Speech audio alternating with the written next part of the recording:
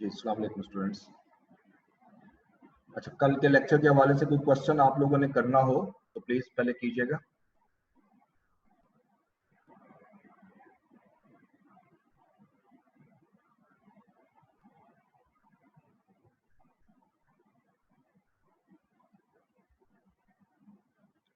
कोई क्वेश्चन नहीं है?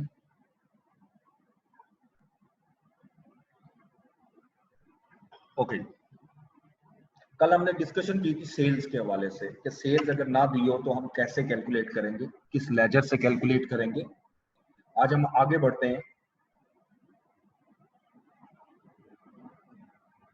हम डिस्कस कर रहे हैं सिंगल एंट्री सिस्टम।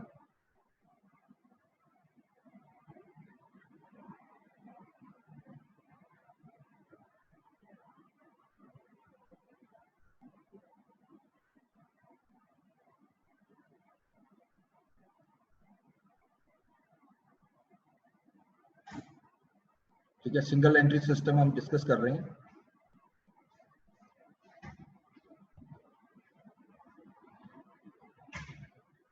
और हम मेथड डिस्कस कर रहे हैं इसमें, कन्वर्जन इनटू डबल एंट्री। हमने कल पढ़ा था कि जब भी कन्वर्जन का क्वेश्चन आए, जैसा भी डाटा भी हो, जैसे मैंने एक्सप्लेन किया था, आपने सबसे पहले स्टेटमेंट बनानी होती है statement of comprehensive income. Statement of comprehensive income.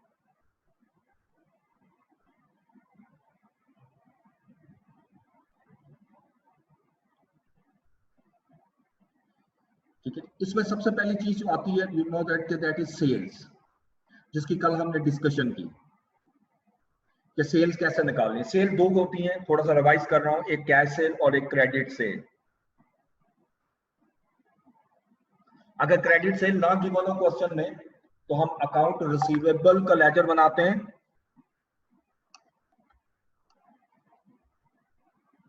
अच्छा, स्क्रीन में शेयर कर देता हूं अगर नहीं हुई।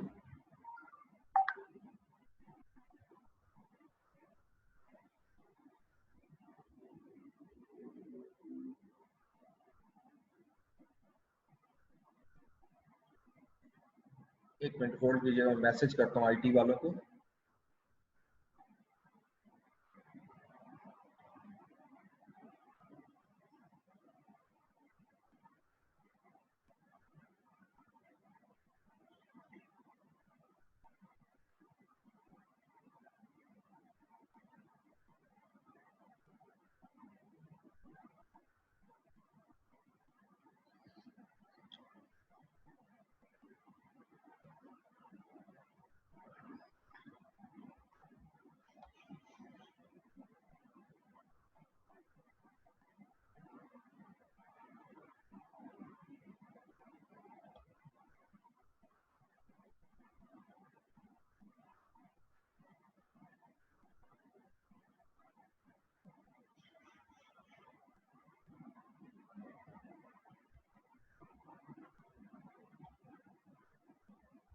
तो चेक कीजिएगा, आप स्क्रीन आ रही है, नजर आ रही है आपको? Yes sir. Thank you. तो सबसे पहले हमने डिस्कस किया था सेल्स को। तो सेल्स में ये दो किस्म की होती है, कैश सेल और क्रेडिट सेल्स। क्रेडिट सेल्स के लिए हमने कल डिस्कशन की थी, if credit sales is not given we can calculate the credit sale by preparing the account receivable ledger। और यहां से जो बैलेंस आएगा that is a credit sale. Same इसी तरह अगर कैश सेल गिवन ना हो, हम कैश सेल्स को फाइंड करेंगे फ्रॉम कैश बुक या कैश रिकॉर्ड। कैश रिकॉर्ड से मैं कैश सेल बनाऊंगा और ये दोनों को जब ऐड करूंगा इट बिकम्स अ सेल्स। ठीक है जी, तो ये सेल्स तो हमने कल डिस्कशन की थी। अब हम जब प्रैक्टिस करेंगे मजीद क्वेश्चंस की तो ये और क्लियर होगा। अब इसमें से हम लेस करेंगे कॉस्ट ऑफ सेल। अगर सबसे पहले लेस करेंगे सेल्स रिटर्न। अच्छा, सेल रिटर्न को मुझे कैलकुलेट नहीं करनी please. Cell return is always given in a question, लेकिन ये याद रखिएगा कि इसके अंदर दोनों सेल्स रिटर्न आएंगी, चाहे वो कैश सेल रिटर्न हो या वो क्रेडिट सेल रिटर्न। दोनों सेल आप इस सेल में से माइनस करोगे। अब ये मेरे पास नेट सेल आ गई जो इनकम स्टेटमेंट में मुझे शो करनी है। आज हम यहां से आगे बढ़ेंगे। और आप नेक्स्ट डिस्कस करेंगे cost of sales, cost of sales. अब कॉस्ट ऑफ गुड्स सोल्ड या कॉस्ट ऑफ सेल्स में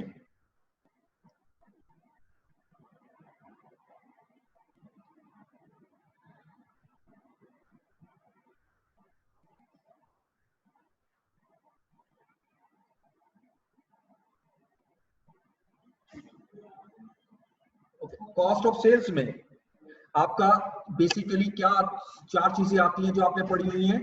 first is the opening stock, के साल का जब साल शुरू हुआ था तो हमारे पास ओपनिंग स्टॉक क्या होगा और क्या ये क्वेश्चन में गिवन होगा। मैंने अभी आपको कल भी बताया था, मैं दोबारा रिवाइज कर रहा हूं अपनी बात को, कि तीन चीजें जो हैं वो हमें क्वेश्चन के अंदर गिवन होती हैं।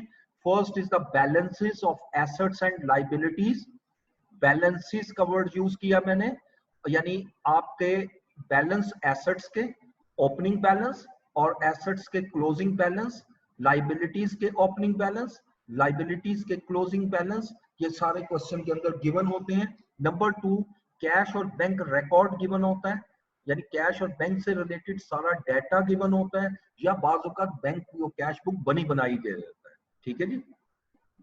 तीसरा और आखिरी चीज अदर इंफॉर्मेशन क्वेश्चन में हमें दी होती है। अदर इंफॉर्मेशन से हमें जैसे नॉन कैश आइटम्स हैं, बैड डेट्स हैं, डिस्काउंट कितना दिया है, ये सारी इंफॉर्मेशन, ड्राइंग्स कितनी हुई है, ये सेपरेटली हमें गिवन होती है, राइट। तो लिहाजा ये जो बैलेंसेस हैं यहाँ से हमें मिल जाएगा ओपनिंग स्टॉक। जैसे कल भी हमने पढ़ा था, ये अगर ए है, ये बी है और ये सी है, तो मैं ये साथ साथ लिखता जाऊंगा कौन सी आइटम हमें कहां से मिलेगी। ओपनिंग स्टॉक हमें ए से मिल जाएगी, ए जो इंफॉर्मेशन क्वेश्चन में गिवन है। अब इसमें हमने परचेज कैलकुलेट करनी है। If the purchase is not given, अगर क्वेश्चन में गिवन नहीं है तो व्हाट शुड वी डू, हमें क्या करना है, हमें अकाउंट्स पेएबल का लेजर बनाना, और अकाउंट्स पेएबल के थ्रू हम कैलकुलेट करेंगे। ये मैं वर्किंग का रेफरेंस दे रहा हूं, वर्किंग नंबर 1 जी। तो अकाउंट्स पेएबल में क्या क्या आता है, ये कल भी हमने लेजर वैसे डिस्कस किया था सेल की कैलकुलेशन के लिए। इसका ओपनिंग बैलेंस क्रेडिट होगा क्योंकि ये लाइबिलिटी है। जितनी सेल्स परचेज है वो मैंने यहाँ एक्सक्यूज मी सर। जी जी जी बच्चे बोलो। Sir due to some problem मैंने थोड़ा लेट ज्वाइन किया, वो कनेक्ट नहीं हो रहा था, तो आप मुझे थोड़ा सा एक ओवरव्यू दे देंगे, मुझे आगे समझ नहीं आ रहा है आप क्या करा रहे हैं। ओके ओके मैं दे रहा हूं, दोबारा से दे रहा हूं, नो इशू जी। तो मैं ये जो स्टार्ट से ले रहा हूँ दोबारा से जरा सुन लीजिएगा। कल हमने जो जहां से लेक्चर डिसकंटिन्यू किया था आज वहीं से मैंने कंटिन्यू किया हुआ है, ठीक है। हमने कल पढ़ा था कि हमारे पास दो मेथड होते हैं। First one is a net worth method and second one is the conversion method. ये कन्वर्जन मेथड कल हमने स्टार्ट किया था। मैंने ये बताया था कि जब भी कन्वर्जन मेथड आएगा उसमें दो चीजें मांगता है maximum, statement of comprehensive income and statement of financial position, right. अब जब मैं स्टेटमेंट ऑफ कॉम्प्रिहेंसिव इनकम की बात करता हूं तो जब मैं स्टार्ट करूंगा पहली चीज मुझे क्या चाहिए, सेल्स। हाँ, जहां तक सेल कैसे कैलकुलेट किए जानी है ये कल हमने डिटेल में डिस्कशन की थी पूरा लेक्चर में, लेकिन मैं यहाँ ये भी बता देता हूँ कि क्रेडिट सेल, दो सेल्स होती हैं, one is the credit sale and second is the cash cell, ठीक है। अब credit sale if not given in a question, हम अकाउंट रिसीवेबल के लेजर से इसको कैलकुलेट करेंगे। इसी तरह अगर कैश सेल गिवन ना हो क्वेश्चन में तो हम कैश रिकॉर्ड या कैश बुक जो भी हमें दिया है उसकी मदद से हम इसको कैलकुलेट करेंगे। अल्टीमेटली 1 और 2 को मैं प्लस करूंगा, इट बिकम्स अ सेल्स, यानी 1 + 2 जो ऊपर मैंने मेंशन किया।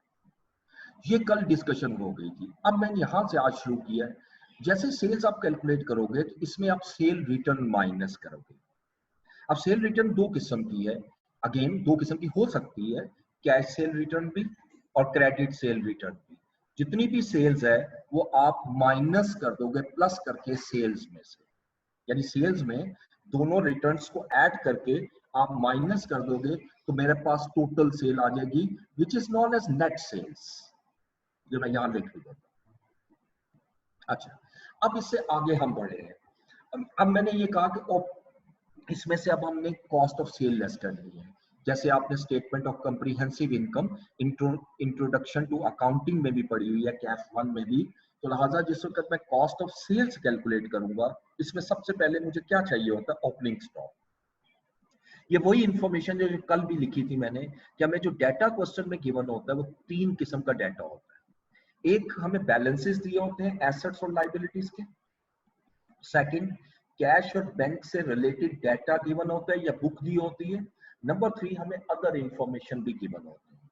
इन तीनों की मदद से हम बेसिकली जो चीज जहां चाहिए होगी हम वहां लेंगे। जैसे ओपनिंग स्टॉक इज एसेट, ये पिछले साल का एसेट है। तो ये जो बैलेंसेस दिए हुए हैं एसेट्स और लायबिलिटीज के, ये बैलेंसेस में ओपनिंग बैलेंस भी होगा और क्लोजिंग बैलेंस भी होगा, राइट। मैं आपको थोड़ा सा एक हिंट के लिए, ये आपके साथ एक क्वेश्चन, आपको एग्जांपल नजर आ रही होगी, आपको नजर आ रही है स्क्रीन पे स्टूडेंट्स?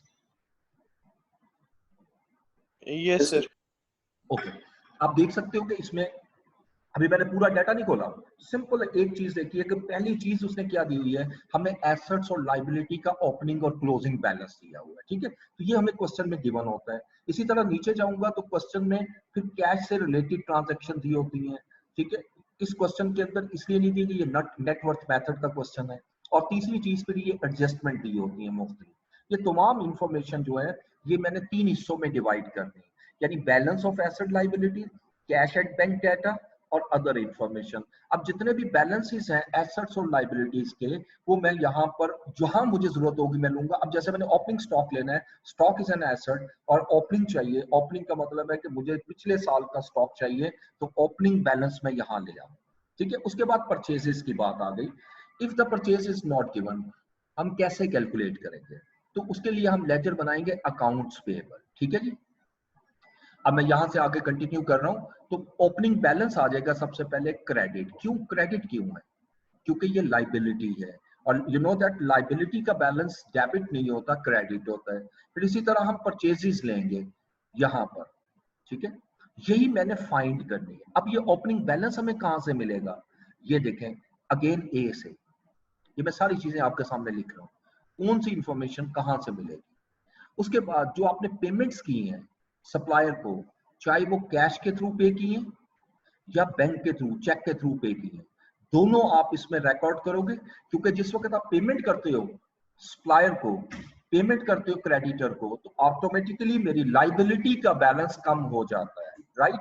और ये इंफॉर्मेशन आपको कहां से मिलेगी? बी से। ये जो बी इंफॉर्मेशन मैंने लिखी है, कैश एंड बैंक डाटा। इसके अलावा कुछ चीजें और दे सकता है। फॉर एग्जांपल परचेज रिटर्न दे देता है। ये हमें कहां से मिलेंगी परचेज रिटर्न्स? ये हमें डाटा ज्यादा मिलेगा सी से, अदर इंफॉर्मेशन से। इसी तरीके से अगर वो हमें देता है डिस्काउंट रिसीव्ड, तो डिस्काउंट रिसीव्ड का डाटा भी हमें कहां से मिलेगा? अदर इंफॉर्मेशन से। और उसके बाद क्लोजिंग बैलेंस जो हमें दिया होगा वो गिवन होगा। ये तो मैंने मैक्सिमम चीजें लिखी हैं। आपको सिंगल एंट्री क्वेश्चन में, सिंगल एंट्री के जो क्वेश्चन होते हैं, इनकम्प्लीट रिकॉर्ड के जो क्वेश्चंस होते हैं, इसमें डाटा इतना ज्यादा, डाटा बहुत ज्यादा होता है, लेकिन हर लेजर में 200 3-4 आइटम्स होती हैं। अब ये क्लोजिंग बैलेंस जो है ये मैं कहां से लूंगा? ए रिक्वायरमेंट से, यानी बैलेंसेस जहां दिए हैं। अब यकीनी बात है इनको ऐड करके मैं इसमें से ये माइनस करता हूं ओपनिंग बैलेंस, तो मेरे पास परचेजेस की अमाउंट आ जाती है, ठीक है। और जो परचेज की अमाउंट आएगी वो मैं यहां लिख दूंगा, वर्किंग वन से जो निकलेगी। फिर इसमें से लेस करेंगे परचेज रिटर्न। अगर किसी किस्म की कोई परचेज रिटर्न है, हाँ एक चीज और ऐड कर देता हूं, मैंने वो नहीं लिखा यहाँ पर। अगर कोई कैश परचेज होगी, ये आप 99% क्वेश्चन में देखोगे गिवन होती है, या वो क्लियरली लिखता है there is no credit no cash purchase. अगर वो, तो इसलिए मैंने सिर्फ क्रेडिट पे फोकस किया। लेकिन अगर कैश दी हो फिर हम कैश रिकॉर्ड से उसको निकाल लेंगे, ठीक है। तो परचेज रिटर्न मैं इसमें से माइनस करूंगा। माइनस करने के बाद जो आंसर आएगा इसमें से सिंपली लेस कर देना है मैंने closing stock. Closing stock. Excuse me sir. जी सर जिस तरह ये अकाउंट पेबल का लेजर है, इसमें भी हमने परचेज रिटर्न ऑलरेडी हमने कर दिया था, तो अगर हम इधर जी कर जी। लेंगे तो दूसरी साइड पे फिर दोबारा नीचे लेस करना पड़ेगा? जी। अच्छा, आपने ये क्वेश्चन मैं कल से एक्सपेक्ट कर रहा था आप लोगों से कि ये क्वेश्चन कोई ना कोई स्टूडेंट मुझसे करेगा, लेकिन मेरे भी जेहन में नहीं रहा। ये बड़ा जबरदस्त क्वेश्चन है कि जब हम अकाउंट्स पेएबल का लेजर बनाते हैं तो परचेज रिटर्न खुद देखे माइनस हो रही बजाहिर नजर आ रहा है, क्योंकि देखो ये परचेज है और ये परचेज रिटर्न है, ठीक है जी। तो ये एक डेबिट है और एक क्रेडिट है, तो माइनस ही होगी। तो फिर मैं यहाँ क्यों माइनस कर रहा हूँ परचेज रिटर्न? जरा एक वैल्यू लेके मैं आपको समझाऊं तो ज्यादा समझ में आएगा। मैं बाकी चीजें छोड़ देता हूँ, सिर्फ परचेज रिटर्न को फोकस करूंगा। फर्ज करें साल शुरू होता है, मेरा ओपनिंग बैलेंस जो है ना वो 6000 रुपीज, छोटी छोटी अमाउंट लेता हूँ। हमने जो पेमेंट की है बैंक के थ्रू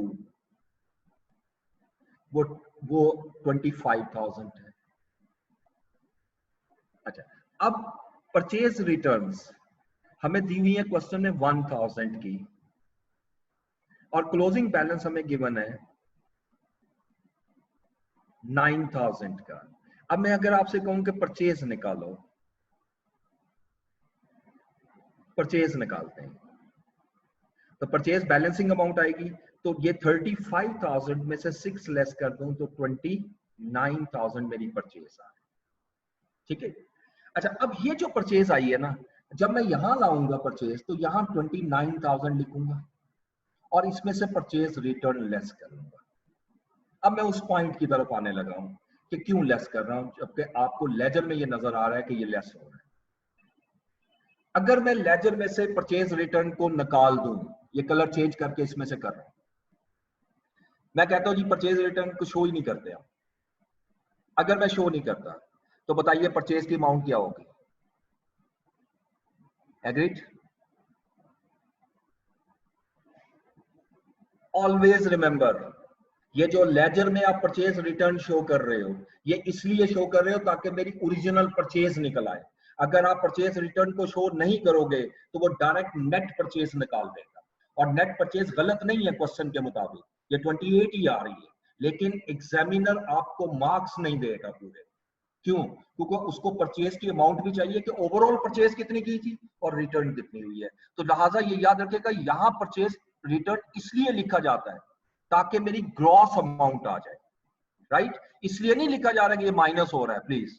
ये बल्कि परचेज रिटर्न लिखूंगा तो परचेज बढ़ेगी, और परचेज रिटर्न नहीं लिखता तो परचेज कम हो जाती है। तो ये माइनस नहीं हो रहा, ये हमें बजाहिर नजर आ रहा है लेजर में कि एक डेबिट है और क्रेडिट है तो माइनस हो रहा है। ये माइनस नहीं हो रहा, ये इसलिए लिखा जा रहा है कि परचेज आप ग्रॉस निकाल सको। दूसरी लॉजिक भी मैं आपको दे रहा हूं, दूसरा कॉन्सेप्ट माइंड में रखिएगा। परचेज एक सेपरेट लेजर है, आप बना चुके हैं जर्नल एंट्रीज। परचेज रिटर्न एक सेपरेट लेजर है, आप दोनों को मिक्स नहीं करोगे। जब मैं फाइनेंशियल स्टेटमेंट्स बनाने लगूंगा तो एक जगह से मैं परचेज उठाऊंगा और देखूंगा इसकी कोई रिटर्न तो नहीं है, दूसरे लेजर से रिटर्न लूंगा, तो लिहाजा दोनों को माइनस करूंगा, ठीक है। तो इस वजह से याद रखिएगा, इसको जब मैं परचेज रिटर्न शो करता हूं तो ये जो परचेज निकलती है this is a gross amount, यानी before deduction of any return. और अगर मैं रिटर्न पे लेस करूंगा तो फिर ये असल परचेज आ जाएगी जो मैंने पूरे साल में की, ठीक है जी। अच्छा, अब मैं स्टॉक की बात कर रहा था, ये स्टॉक ए से मिलेगा। जब मैं इसको लेस करूंगा तो मेरे पास कॉस्ट ऑफ गुड्स सोल्ड आ जाएगी। अब कॉस्ट ऑफ गुड्स सोल्ड को जब मैं लेस करूंगा तो मेरा ये प्रॉफिट आ जाएगा। अब मैं इसको स्टेरिक लगा रहा हूं इसलिए कि मैंने इसकी डिस्कशन अभी आपसे फिर करनी है, ये स्टॉक की। अब ये जितनी अमाउंट आ रही है this is not as gross profit. अच्छा, अब इसके बाद आपने एक्सपेंसेस लेस करने हैं, जितने भी बिजनेस में एक्सपेंसेस होते हैं, salaries, wages, rent, electricity, discount allowed and so on, there are lot of expenses, commission, depreciation वगैरह वगैरह। अब ये एक्सपेंसेस कहां से मिलेंगे मुझे? इसमें से मैंने लेस करने एक्सपेंसेस, मैं यहाँ नाम नहीं लिख रहा एक्सपेंसेस के, लेकिन आपने जब क्वेश्चन करोगे तो लिस्ट डाउन करने हैं सारे, एक एक एक्सपेंस लिखना है। ये एक्सपेंस मिलेगा कहां से आपको? अब ये भी तो सवाल है। देखो, एक्सपेंस आपको 3 जगहों से मिलेगा। पहली चीज आपने एक्सपेंस के लिए क्या देखनी है, एक्सपेंस में सबसे पहले आप जाओगे कैश और बैंक रिकॉर्ड पे, यानी बी लेवल पे, और देखोगे कि कैश में कितनी अमाउंट आपने एक्सपेंस की पे की है और बैंक में कितनी अमाउंट पे की है, तो यहां पर पेमेंट आ जाएगी, आपको मिल जाएगी पेमेंट अगेंस्ट एक्सपेंस। ये दोनों को देखना जरूरी है। रीजन, कुछ एक्सपेंसेस ऐसे होते हैं जो दोनों में पे हुए होते हैं। मिसाल के तौर पे रेंट, उसने कुछ महीनों का रेंट कैश में पे किया, कुछ महीनों का रेंट बैंक में पे किया, तो दोनों में मिलेगा, तो दोनों को ऐड करना पड़ेगा मुझे। तो पहला स्टेप ये करना है कि जितने भी एक्सपेंसेस है वहां से आप, यानी कैश बुक है सॉरी, वहां से आप पेमेंट्स उठा लो, ठीक है। फिर दूसरे नंबर पे आप देखो कि उस एक्सपेंस के अगेंस्ट ए में देखना है, is there any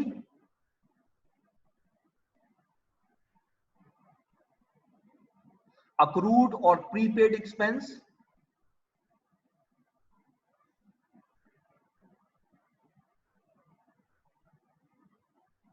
relating to same asset, relating to same expense।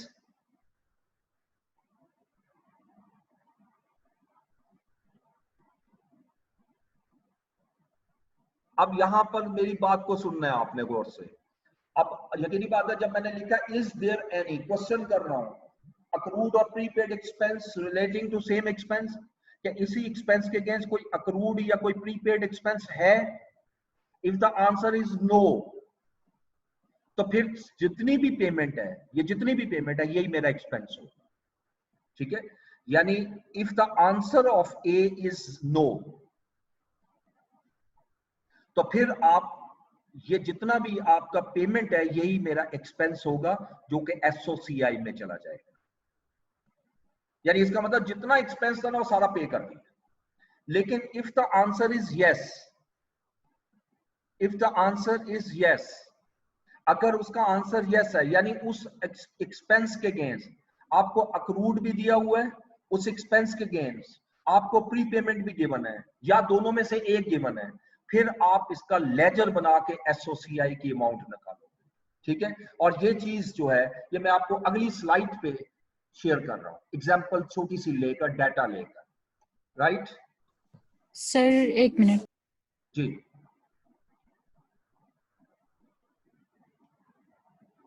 Sir, note down करने के लिए टाइम नहीं है। ओके ओके, कर लो, मैं कैंसिल करता हूं।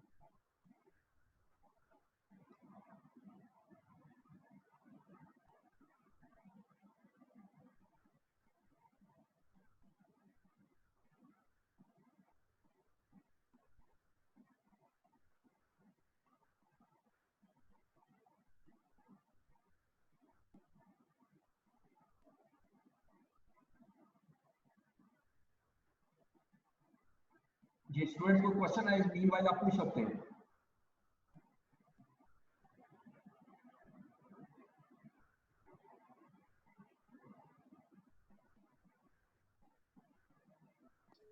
Done sir, thank you. Okay, you welcome.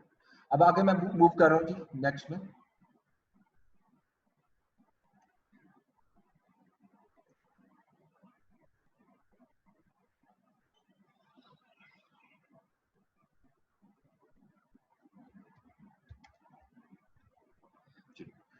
अच्छा, अब ये छोटे से एग्जांपल ले रहा हूं एक्सपेंस के हवाले से।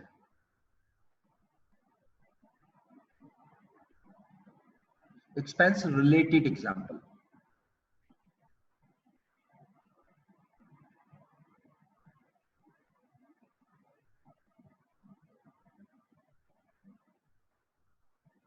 अच्छा, अब हमारे पास यहाँ पर 2017 और 2016 ये डाटा दिया, जैसे मैंने कहा ना ए बी सी 3 हिस्से होते हैं, ये आगे पीछे हो सकते हैं, जरूरी नहीं कि बैलेंस पहले दिए हो, लेकिन 3 हिस्से होते हैं। यहाँ उसने आपको दिया हुआ है अक्रूड,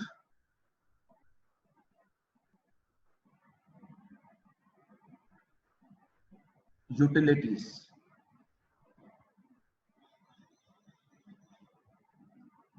और 37,000 और 25,000, और प्रीपेड यूटिलिटीज आपको गिवन है 18,000 और 17,000। फर्दर वो आपको इंफॉर्मेशन देता है कैश रिकॉर्ड से, cash records, payments made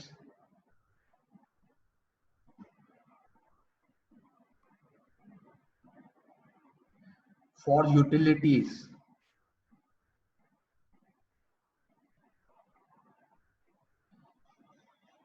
in cash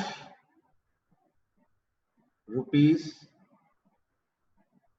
99,800 and by check या through check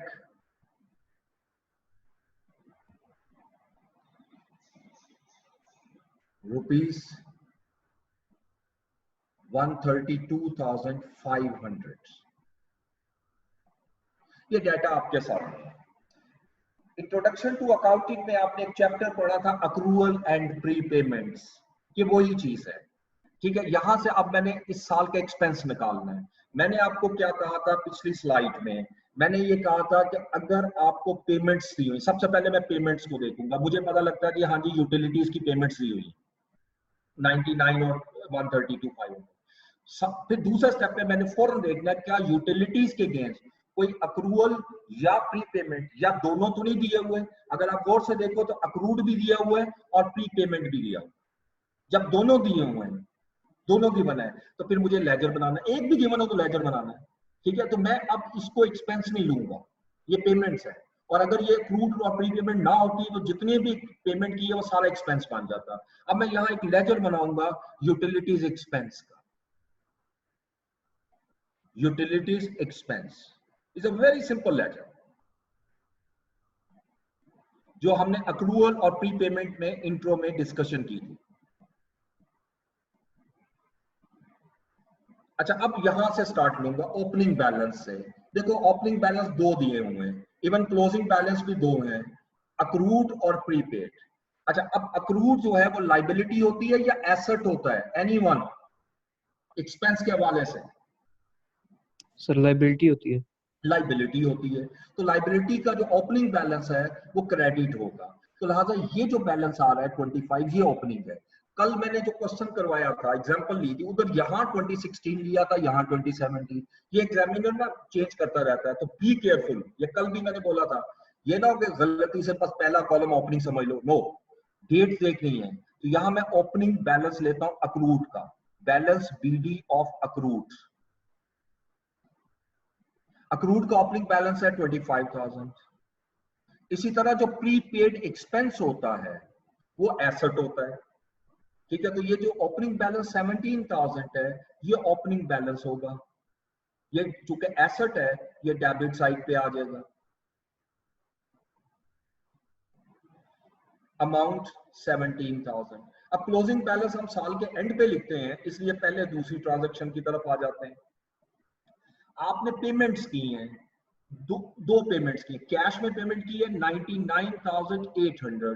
तो जो पेमेंट करेंगे वो तो यकीनी बात है यूटिलिटीज डेबिट और कैश क्रेडिट होगा, तो एक्सपेंस डेबिट ही होगा। तो मैं डेबिट साइड पे पोस्ट करूंगा 99,800। और जो चेक के थ्रू पेमेंट की है वो भी इसकी डेबिट साइड पे आएगा, बैंक अकाउंट 132,500।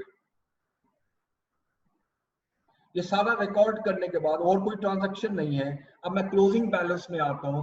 अब क्लोजिंग बैलेंस बिल्कुल अक्रूड लाइबिलिटी है, प्रीपेड एसेट है, लेकिन क्लोजिंग बैलेंस है। लाइबिलिटी का क्लोजिंग बैलेंस डेबिट साइड पे लिखा जाता है, ऑपोजिट अकाउंट, ये आप पढ़ चुके हो। अब जो क्लोजिंग बैलेंस है अक्रूड का वो इस साइड पे आएगा, और क्लोजिंग बैलेंस है 37,000। राइट। इसी तरह प्रीपेड का क्लोजिंग बैलेंस जो है वो आपका डेबिट साइड होता, डेबिट है लेकिन क्रेडिट साइड पे लिखा जाएगा प्रीपेड,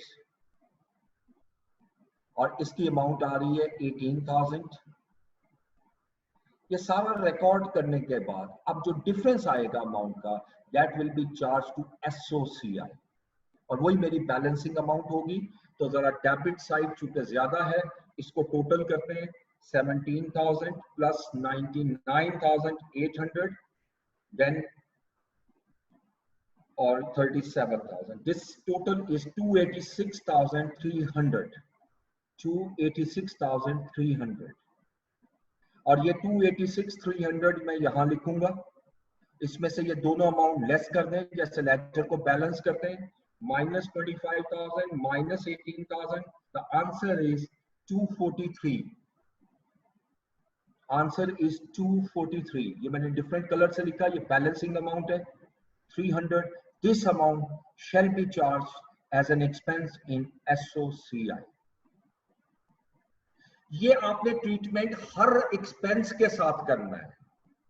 कौन से हर एक्सपेंस के साथ? हर उस एक्सपेंस जिसके अगेंस्ट अक्रूड दिया हो, हर वो एक्सपेंस जिसके साथ प्रीपेड दिया हो, हर वो एक्सपेंस जिसके साथ अक्रूड और प्रीपेड दोनों दिए हों। ठीक है, अब अगर फर्ज करें अक्रूड दिया होता, प्रीपेड ना होता, तो मैं ये दो बैलेंस ना लेता, ये प्रीपेड वाले बैलेंस ना लेता, this one and this one, और जो आंसर आता वो SOCI को ट्रांसफर कर देता। और अगर प्रीपेड दिया हो, अक्रूड ना दिया हो, तो फिर ये अमाउंट मैं छोड़ दूंगा और प्रीपेड की लूंगा, तो ये अमाउंट फिर जो नहीं आएगी वो मेरी SOCI में चली जाएगी। यानी ये मैंने कंप्रीहेंसिव लेजर बनाया अगर दोनों गिवन हो, अक्रूड भी गिवन हो, प्रीपेड भी गिवन हो। लेकिन अगर एक गिवन है, एक नहीं गिवन, तो फिर तो ज्यादा आसान हो जाता लेजर, यानी ये ज्यादा स्मॉल हो जाता है, इसमें कोई मसला नहीं आता। ठीक है, अब मैं पिछली स्लाइड में जो पढ़ रहा था, अब ये सारे एक्सपेंसेस लिस्ट डाउन करते जाएंगे आप। अब मैं जो बात कर रहा था वो यहाँ दोबारा लाता हूँ। सबसे पहली चीज हमने क्या देखनी है कि पहले कैश बुक की तरफ जाना है एक्सपेंस के लिए। ये वही चीज मैं यहां लिख रहा हूं, कैश या बैंक बुक। कैश और बैंक बुक की तरफ जाऊंगा और यहां से पेमेंट्स लूंगा।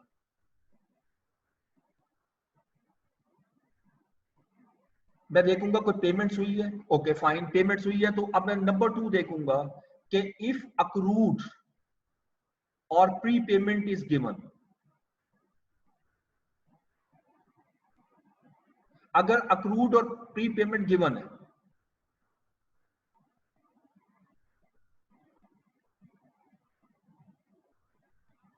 तो फिर हम लेजर बनाएंगे जैसे अभी डिस्कस किया। नहीं गिवन तो वही एक्सपेंस बन जाएगा, ये हम डिस्कशन कर चुके हैं। अब तीसरे स्टेप पे आना है। ये तो हो गया एक एक्सपेंस, ठीक है। पहले आपने सारे वो एक्सपेंसेस उठाने हैं जो कैश बुक में और बैंक बुक में दिए, और उसका यही ट्रीटमेंट करते जाते हैं। फिर उसके बाद जब ये खत्म हो जाए सारे एक्सपेंसेस, फिर आपने तीसरे नंबर पे देखना है अदर इंफॉर्मेशन। अदर इंफॉर्मेशन में जाना है, यहां से भी कुछ एक्सपेंसेस मिलेंगे। असल में यहां से जो एक्सपेंसेस मिलते हैं वो नॉन कैश होते हैं, नॉन कैश एक्सपेंसेस। वो तो आपको कैश बुक में से कभी भी नहीं मिलेंगे। तो नॉन कैश एक्सपेंसेस जो है उसमें क्या क्या हो सकता है, लाइक बैड डेट्स, इंक्रीज और डिक्रीज इन प्रोविजन या अलाउंस फॉर डाउटफुल डेट्स। इसी तरीके से डिस्काउंट अलाउड, वो भी आपको अदर इंफॉर्मेशन से मिलेगा। सेम इसी तरीके से depreciation expense on fixed assets, वो भी आपको अदर इंफॉर्मेशन से मिलेगा। तो लिहाजा जब एक्सपेंसेस लिस्ट डाउन कर रहे हो, पहले कैश से रिलेटेड सारे एक्सपेंसेस देख लो, कैश बुक और बैंक बुक से, after adjusting the accrual and pre payment if given. और उसके बाद सेकंड स्टेप पे आप अदर इंफॉर्मेशन पे जाकर नॉन कैश एक्सपेंसेस को चेक करोगे, राइट। अच्छा, अब जिस वक्त ये सारे एक्सपेंसेस कंप्लीट हो गए, तो अब मैं ग्रॉस प्रॉफिट में से ये एक्सपेंसेस सारे लेस करता हूं, तो मेरे पास नेट प्रॉफिट आ जाएगा और मेरी SOCI कंप्लीट हो जाएगी। ठीक है, सिंगल एंट्री के क्वेश्चन में, ये SCS के क्वेश्चन में जो आपकी बेसिक वर्किंग होती है, ज्यादा वर्किंग जो होती है वो वहीं पे होती है।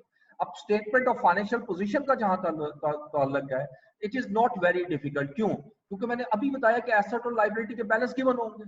कोई इक्का दुक्का हो सकता है कि वो आपको इग्नोर कर दे, वो हम आराम से कैलकुलेट कर लेते हैं, वो क्वेश्चन में ही डिस्कस करेंगे, उसमें कोई ऐसा इशू नहीं है। ठीक है, तो मैं जरा आज एक छोटी छोटी एग्जांपल पहले लेना चाह रहा हूं आपकी बुक से, ताकि हम इसको पहले सॉल्व। ये तो नेट एसेट्स मेथड है, मैं दूसरे मेथड्स में जाता हूं। ये बहुत सिंपल कैलकुलेशन है।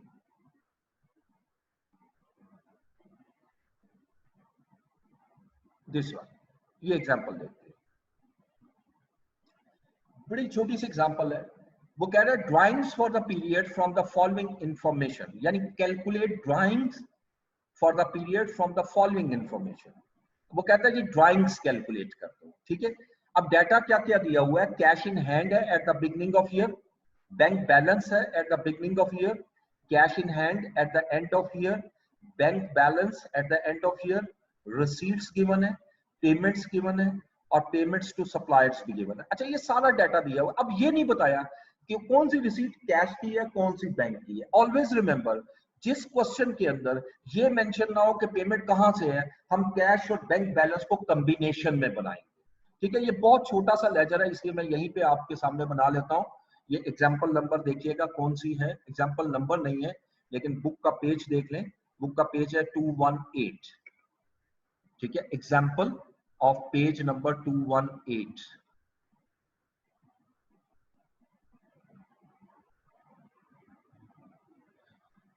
और इस एग्जाम्पल में we have to calculate drawings. और ये कौन सी ड्राइंग्स कह रहा है, कैश ड्राइंग्स, क्योंकि कैश का डाटा दिया हुआ, ड्राइंग्स मैंने कैलकुलेट करनी। और जो डाटा दिया हुआ है वो कैश का दिया हुआ है, तो मैं कैश बुक बनाता हूं, यानी कैश एंड बैंक, ये कॉम्बिनेशन में बनाना है आपको, कैश एंड बैंक। इसकी जो डेबिट साइड होती है, ये हम प्राइम बुक्स में पढ़ चुके हो आप इंट्रो लेवल पे, कि जो डेबिट साइड होती है कैश या बैंक की, वो आपकी रिसीट साइड होती है, और जो क्रेडिट साइड होती है वो आपकी पेमेंट साइड होती है। तो कैश इन हैंड अगर आप देखें, बिगिनिंग ऑफ द ईयर 100 है और bank balance beginning of the year 2400 है। चूंकि दोनों एसेट हैं, मैं बजाय दोनों को अलग लिखूं, दोनों को ऐड करके मैं ये ओपनिंग बैलेंस लिख देता हूं, बैलेंस बीडी।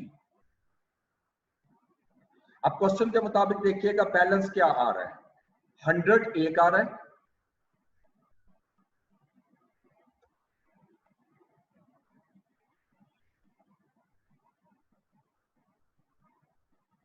एक मिनट जरा होल्ड कीजिएगा।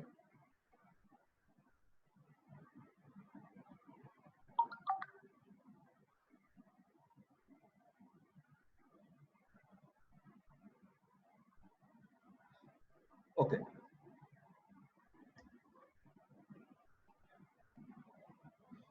तो ओपनिंग बैलेंस 100 प्लस 2400, तो ये बैलेंस आ गया 2500। ये 2500 का बैलेंस मैं डेबिट साइड पे लिख देता हूं।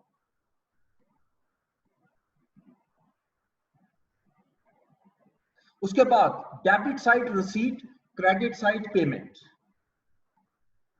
Debit side receipt, credit side payment. जो रिसीट है वो रिसीट साइड पे लिखूंगा, जो पेमेंट है वो पेमेंट पे। ये क्लोजिंग बैलेंस बाद में लिखेंगे। रिसीट्स जितनी है वो यहां ले लेते हैं 51,700। पूरे साल में आपने 51,700 रिसीट किया, चाहे कैश में या बैंक के थ्रू। और पेमेंट्स जो की हैं वो दो पेमेंट्स की हैं, एक एम्प्लॉइज को पेमेंट की है and this payment is equal to 3400, और एक पेमेंट आपने की है सप्लायर्स को, और सप्लायर्स को जो पेमेंट की है वो 38,200। अच्छा, जिसमें मैं सारी पेमेंट रिकॉर्ड कर लेता हूं, उसके बाद क्लोजिंग बैलेंस लिखना है। लेकिन एक लाइन जरूर छोड़िएगा, क्योंकि बैलेंसिंग फिगर निकलेगा ये इक्वल नहीं आएगा, बैलेंस कैरी डाउन, क्योंकि मैंने ड्राइंग्स निकालनी है और ड्राइंग्स यहां पर आती है, ये मैं लिख देता हूं ड्राइंग्स। यकीनन ड्राइंग्स हुई है, यही तो मैंने फाइंड करनी है। अगर इक्वल आ जाएगा तो ड्राइंग 0 है। अब क्लोजिंग बैलेंस देखें तो क्लोजिंग बैलेंस आ रहा है 150 प्लस 5200, यानी 5350। अब इसको ऐड कर लेते हैं। पहले मैं डेबिट साइड को ऐड करता हूं 54,200, क्रेडिट साइड को यही टोटल यहां लाऊंगा 54,200, और इसमें से